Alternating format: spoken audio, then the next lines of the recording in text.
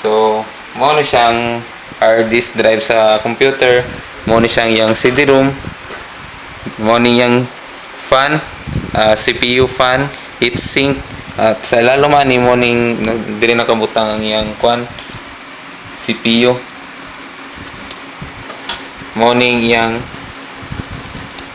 memory, mo ning video card o nakabutang siyang PCI extension. So first nato tanggalon ang power supply.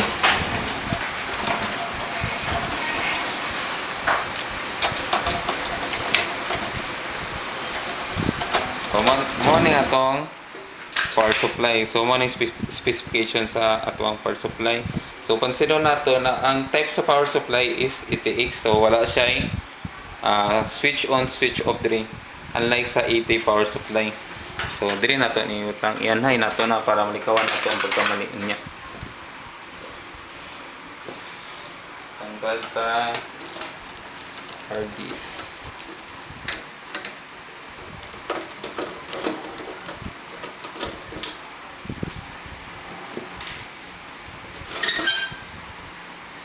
Ni yung hard disk na po diri yung specification, diri nato makita kung sa specification sa yung hard disk.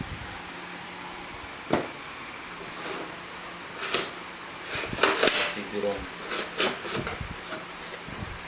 So sa CD-ROM dili siya matanggal diri sa layo. So sa front nato tanggalon.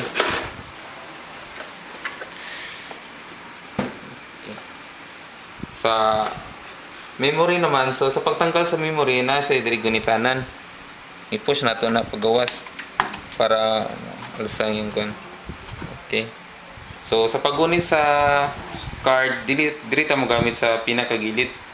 Ayaw maggunit diri sa within diri sa yang IC kay possible nga basi madaot ang atong peripherals.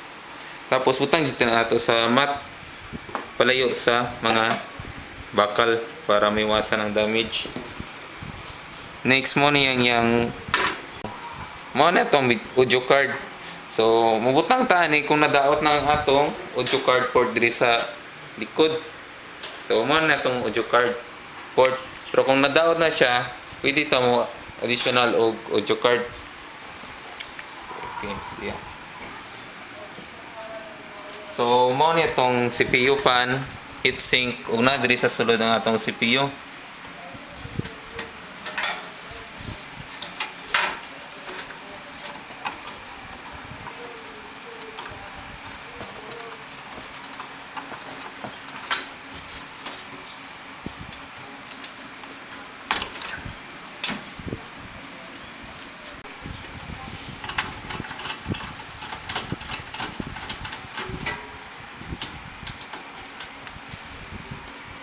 So separate na ninyo para malikawan nato ang kwan, mga mali na pagbalik si screw.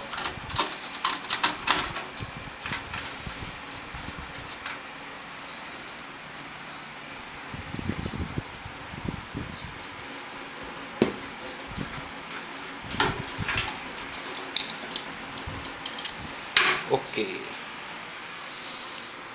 Mo na tong motherboard IMAX.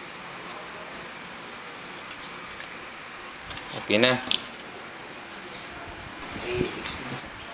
Mo ni atong CPU, mo ni yang CPU fan.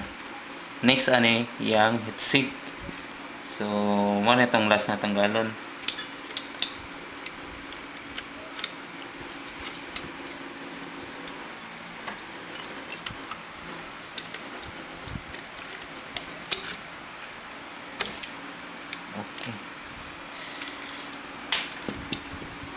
So mo na itong CPU. So mo ni yang lock.